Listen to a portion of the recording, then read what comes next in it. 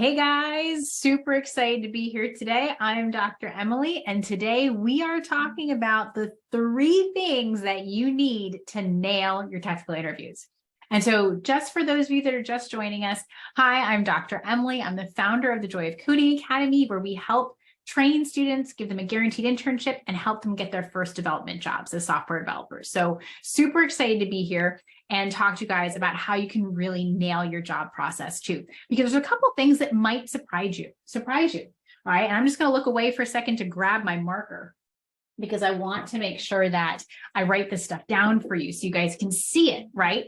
And if you're here, let me know, wave in the comments, right, on the Facebook Live, like let me know that you're here so I can see you.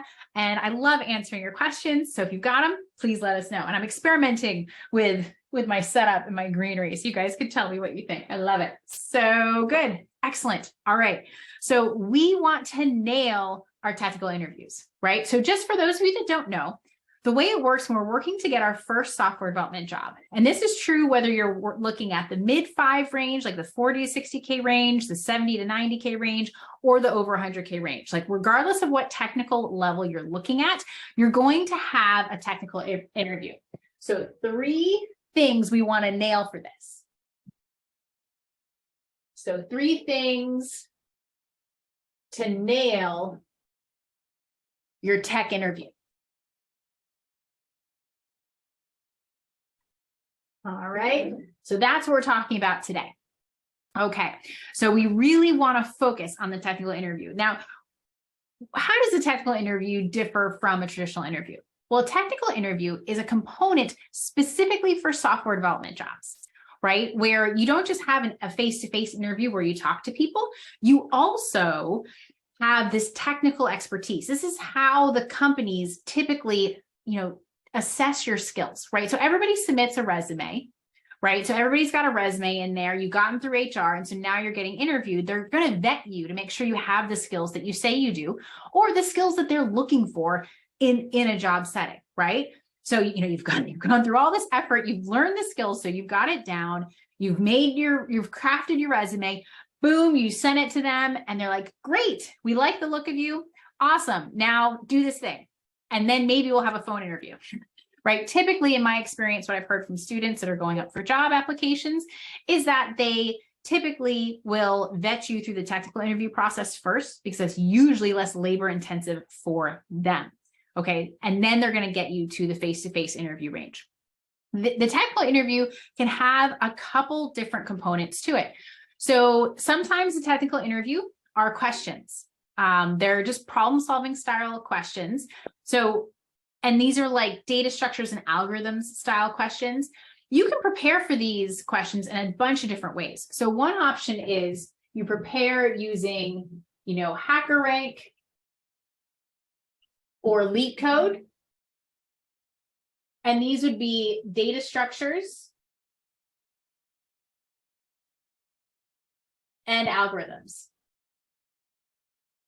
Okay, so algorithms, can we still see if I'm over here? Yes, we can. Algorithms. Yes, we can spell. I love it. Excellent. So data structures and algorithms, that's what we want to have come up here. So the websites that I most often see students using to get prepared for technical interview questions is HackerRank and LeetCode. Now, that's one way that the technical interview can go. So you really want to practice. Now, inside the Joy of Coding Academy, we use HackerRank because I like their interface better. But, LeetCode is also a very popular one. But basically, any website that allows you to practice a lot of problem-solving problems. And, if you're going to do something like HackerRank, you don't want to practice language-specific problems. You want to focus on the ones that are under data structures and algorithms. Because at the end of the day, it's not about how many languages you know, it's how you use them, right? And so the problem solving bit, you can use whatever language you want on HackerRank. You can use C, Python, Java, whatever you want, you can use it, right? So we really want to focus on these problem solving problems, data structures and algorithms. And so that's one style of technical interview. There's another style of technical interview, and that's where they actually say, hey, spin up a sample application that looks like this. And they'll just give you a language or they'll give you a worksheet and they'll have you follow along and like spin up some basic application or give you some sample code and ask you to edit it. So I actually prefer those types of interviews because it's a much better assessment of who you are as a developer. Because to be honest, in a software developer or web developer's day-to-day, they don't do a lot of data structures and algorithms work, right? So we really want to be prepared for all of them. So, okay, let's say you have a really practical technical interview where they just hand you a task. They're like, here, go build a PHP-based website that can do X, Y, and Z, right? Or spin up a MERN stack or create a React app that does X, Y, and Z, right? They might just hand you something, a task to do. Okay, so how do we prepare for that? There's a couple ways that we really want to be prepared, and there's 2 reasons for this. So we really, really want to practice our skills of spinning things up, right? So assuming you've got your portfolio, right? If you've got a couple projects on your portfolio, good, you should be good to go. But there's another thing that you can do to prepare for this.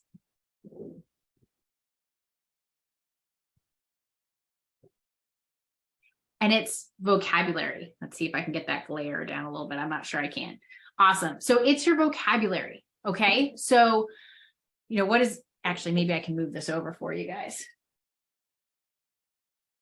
Let's see where I'm still learning to use this new fun thing. Okay.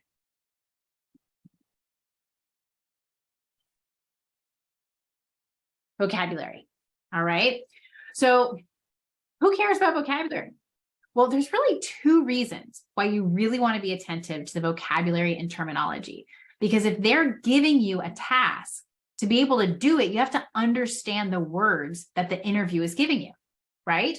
So if they say, use, this tool to set things up, or create a variable that does this, or create a script, or use this design pattern, right? Like if they give you instructions, you need to know what the words are. And in fact, I was just on the phone with someone yesterday who said that, they've been striking out on interviews. They're not in the Joy of Coding Academy. They're thinking about it. But they've been striking out on interviews because they didn't know the vocabulary. And so they would be asked questions. They had some live technical interviews where they had to answer questions live. That can happen too. And they weren't able to answer them because they didn't understand the words that were being used to ask.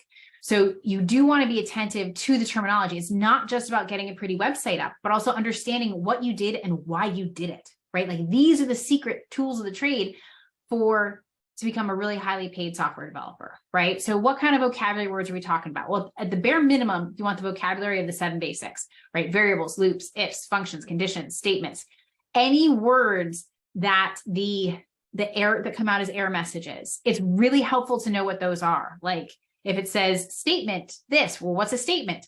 You can Google all those things. It takes time and energy, or you can, follow a training program that will just teach you that, like the Joy of Coding Academy. But however you get the vocabulary, right, you want to have that in place and be attentive to it. So reading websites that talk about the technologies you're using. Hey, how would I spin up a React app? Okay, this tutorial is going to tell you.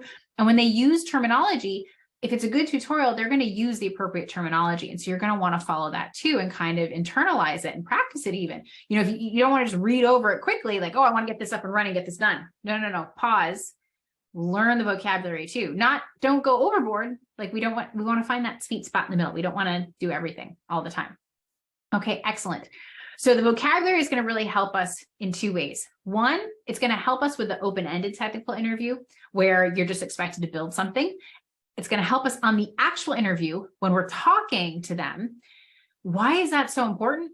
Well, guess what happens after you go through the interview? After you go through the interview, you're going to work on a team.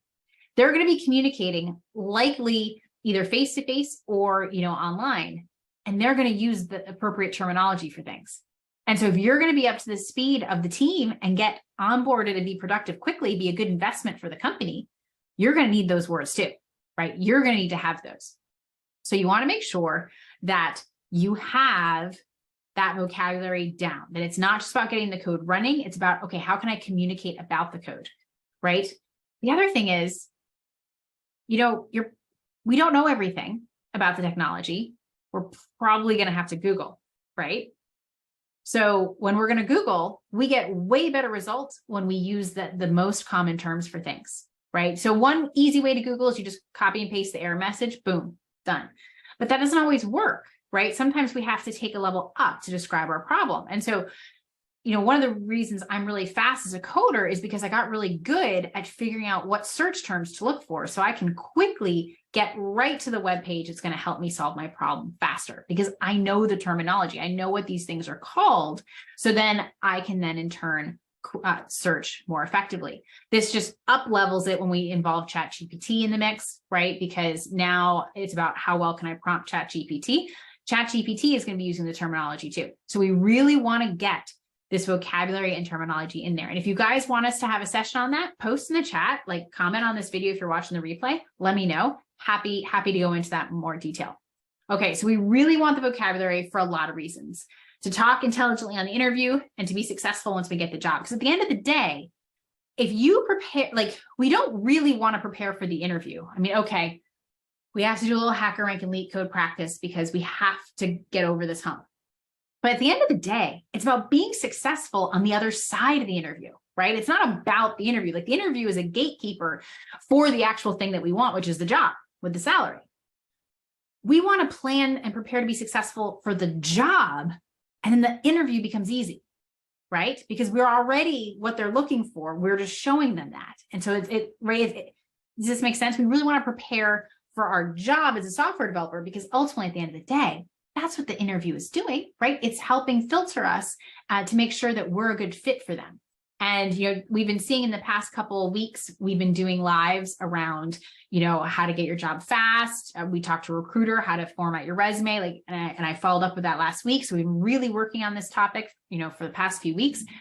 And at the end of the day, it's also about how you fit and jive with the team, right? The human element becomes a huge part of the software development process and the interview process. It's about connecting with your interviewer and the team to make sure you're a good fit.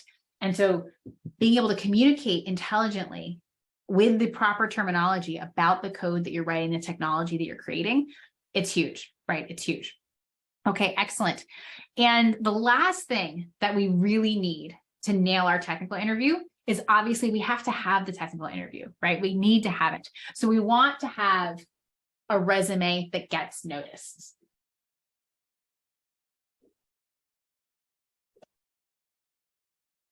Okay, we really want a resume that's going to get noticed. All right, and so how do we do that? So a couple weeks ago, we spoke with Miles Savage, who's a cloud engineer and recruiter outside of New York City, and he walked us through exactly how to format our resume. And, I followed up with that last week, and we talked about a couple different ways that we can really, format our resume, because to be honest, Miles gave us so much amazing goodness about how to get a development job right now. And it was amazing. And, we talked about readability, how you list out your tech skills. We can use Google's XYZ format for sharing our experiences and our project experiences on our resume to really showcase our expertise. We talked about that the length didn't really matter. And we spoke about that, our portfolio should be pretty simple. It's just a GitHub page. It's just our GitHub profile, and we can have 1 or 2 projects. The deeper, the better, right? So we want quality over quantity here for sure. And a surprising factor, but not in hindsight, another surprising factor was our LinkedIn profile. We really wanted to format our LinkedIn profile and have at least 200 connections, it's quite a bit. But if you start exploring your friends and family and colleagues, right, it should happen really, really fast. You should be able to expand into that realm. And so why is LinkedIn important? Well, because developing software and delivering technology that works is actually a human endeavor, right? The computers execute it, but we work together. Hey, Braulio, good to see you, man. Awesome. Yeah.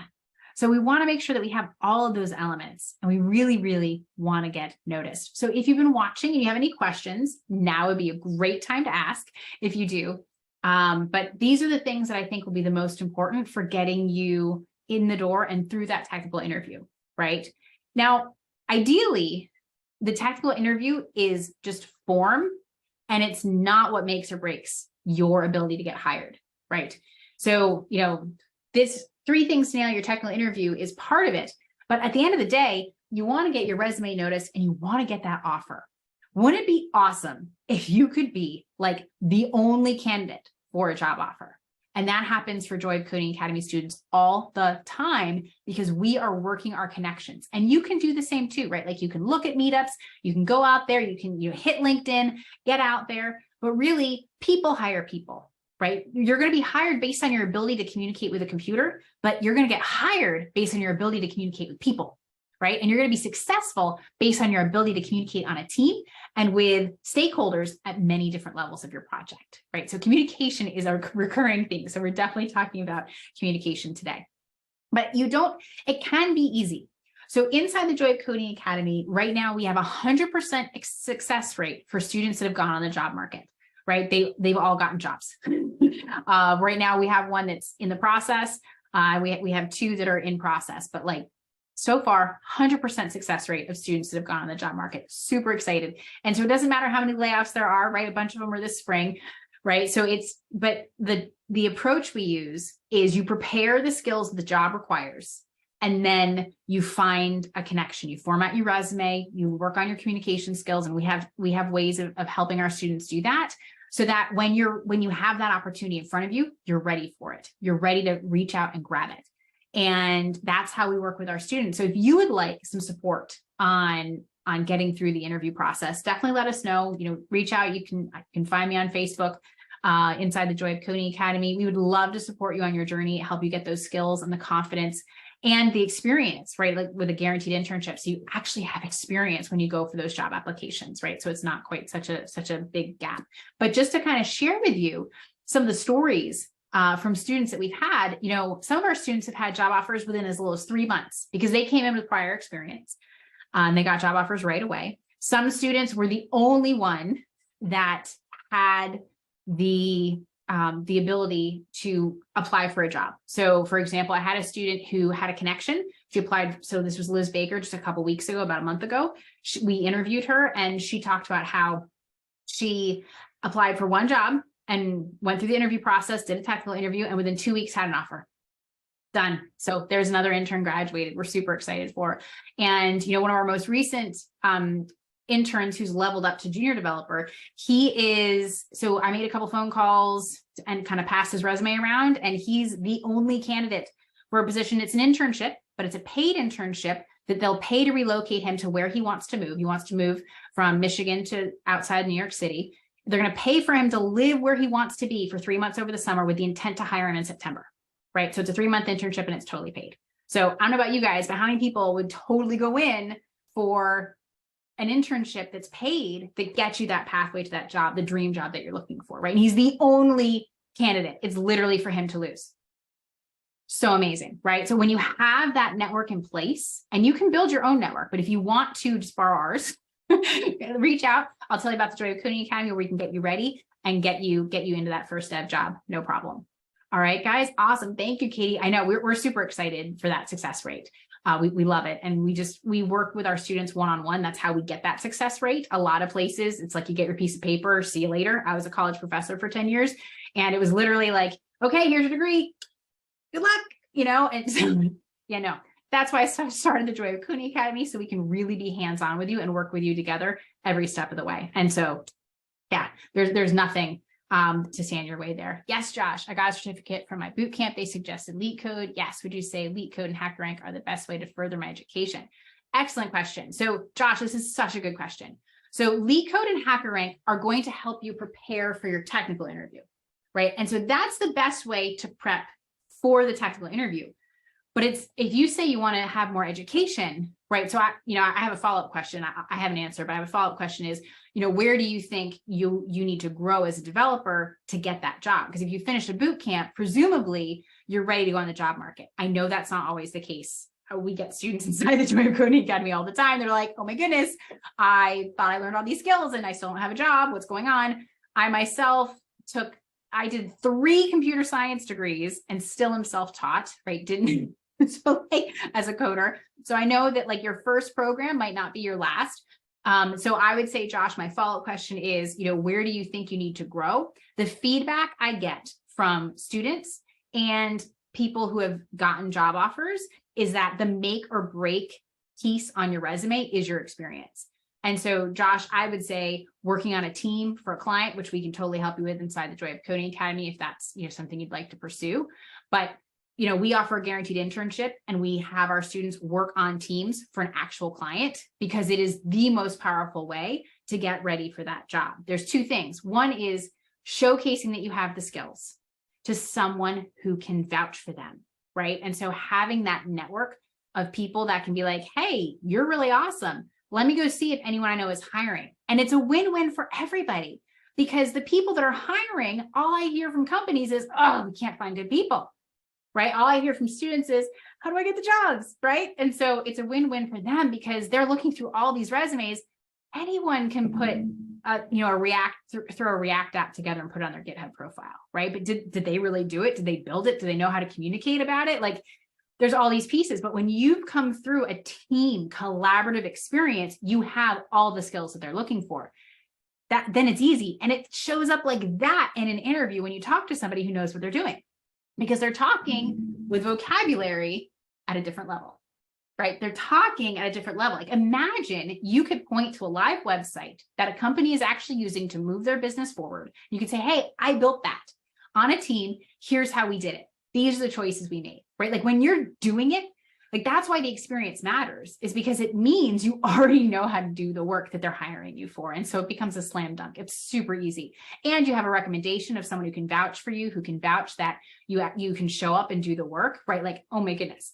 That's the other reason why connection is so important. It makes sure your resume gets looked at, but it also helps you kind of cut through the red tape, because it's like, oh, so-and-so recommends this guy. I trust her. I trust him. Okay. Like, they say they're a good worker. Let's bring them in, right? The people that we recommend, the students we get, like, our graduates are amazing. And so it's super easy for me to just like call somebody up. Like, literally, for Kevin's position, I literally called a guy that I knew from a couple years ago. And he's like, I said, I have this amazing student. He's like, Emily, say no more. Like, let's get on. And he's interviewing today.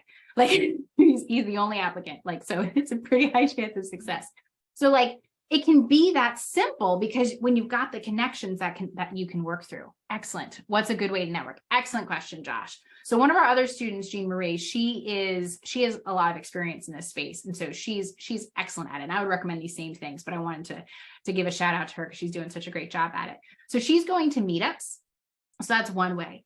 You can go to meetups. If you do have a boot camp experience, if you can connect to some of the educators in that space, if they're connected, that's something that you want to look into. So in our organization, we have senior software engineers who have anywhere from 8 to 30 years experience. They're part of the program. I'm a retired professor. I work with software engineering researchers all over the world, and software engineering researchers study software engineering teams. So we're therefore connected with software engineers all over the world. We have another, software engineering professor on staff as well. So like, we have a really big network, but you'd want to check your education. If you have education, check your education connections for sure. You can go on LinkedIn, right? Just like we talked about, for getting on your resume. And also, going to meetups, having intelligent conversations about the technology that you're working with is super, super important, because you're going to be expected not just to be able to do the work, but to also talk about it. Because when you run into roadblocks, you're going to have to interface with other teams, right? And so you're going to have to communicate about that. And so that's what I would recommend for, really furthering your education, is getting that team experience, because the tools are different. Trust me. Like, I don't know every bootcamp program that's out there, but most of them that I'm aware of stop your learning with the problem solving. Like, they stop here with the ability to get a web page up on your own. And you might use Git, right? You have some comfort with Git, but when you're using Git on a team, it's next level. When you're doing continuous integration, when you're working in a DevOps pipeline, like, those are the things that differentiate someone who's kind of dabbling from like, okay, this is a serious player who's ready to build software at scale, right? So that's my recommendation. If you want to grow your education, grow your network, and, listen, podcasts, actually, I know that's not networking, but for vocabulary, podcasts are so the way to go. In fact, one of our senior developers, he's been in the Facebook group before. His name is Tyler. He actually, this is so cool. So I don't remember what his first job was, but it was like totally boring and he was bored out of his mind and he wanted to be a coder. So he wrote scripts to automate his day job so he could spend all his time coding. And all he does is listen to podcasts all the time to like stay current and stay connected to whatever the latest technological changes are, to be on that forefront. And so that kind of investment in learning is something that's really, a hallmark of really great developers, of the people that make it to that senior level and beyond. And senior level is usually high 100s, like right around 200K to 300K. So like the entry level is high 5s to 100K, and then it goes up from there. And that can happen in like 2-3 years. Doesn't have to take a long time. Like when you know your stuff, you get fast tracked for sure. Awesome. I thought I saw some other kind of question come in the comments, but Facebook just moved it around on me. But if you have any other questions, lay them on me. Love to answer them. Super excited to help you guys get your first software development jobs and really get the training that you need to make it a slam dunk. If you want support with it, let us know inside the Drive Coding Academy. We are happy to help you. Great to see you guys, Katie, Braulio, Josh, and anyone else who's watching at home. Awesome talking to you guys. And if you have questions, if you're watching the replay, don't hesitate to post them in the chat. Happy to answer them there. All right, guys, keep up the awesome work, and I'll see you soon. Happy Tuesday.